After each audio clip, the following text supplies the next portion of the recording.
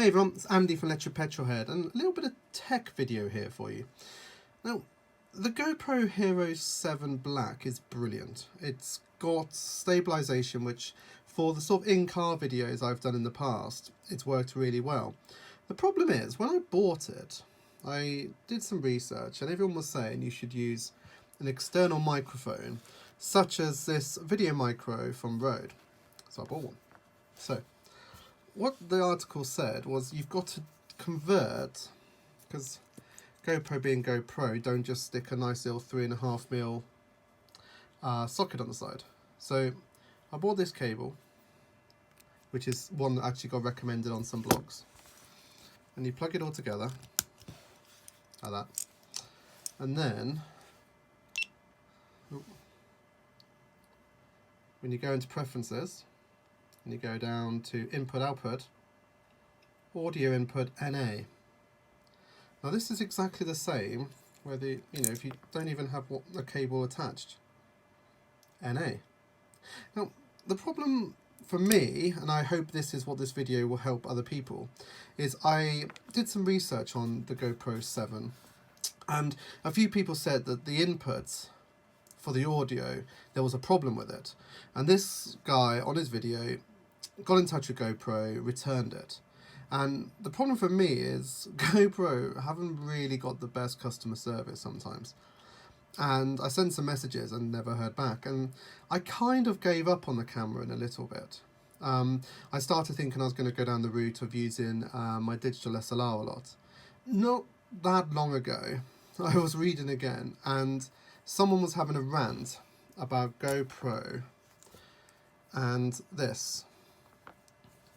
It's just a Pro 3.5mm mic adapter. Now, if you look there, it's the exact same USB-C. And then up here, you just got a microphone and then another USB socket. So you would think that this is all it is. It's one of these. But GoPro being GoPro, charge a lot more for this than you can buy these for like pennies almost.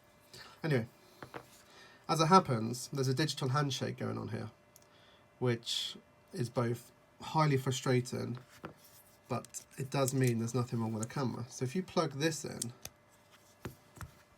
and then plug the microphone into here, straight away that audio input changes to standard mic, and you can actually go through and there's a boost option for 20 decibels extra, and then powered mic and line in.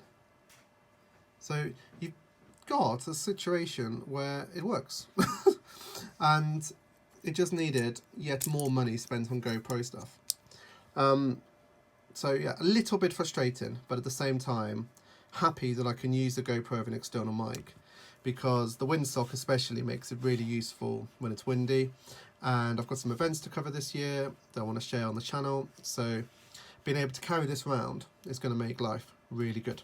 So if you've got a GoPro Hero Black 7 or any of the other ones with the audio issues, maybe just give in and spend, I think it was £39 or something about that. So it's about $50, which is a complete rip-off, and I'm not impressed with GoPro for this. However, the actual camera is good, and the recent software update seemed to have solved a few of the issues for me in terms of the camera just stopping halfway through filming, and it's been really reliable. So yeah, quite happy with that.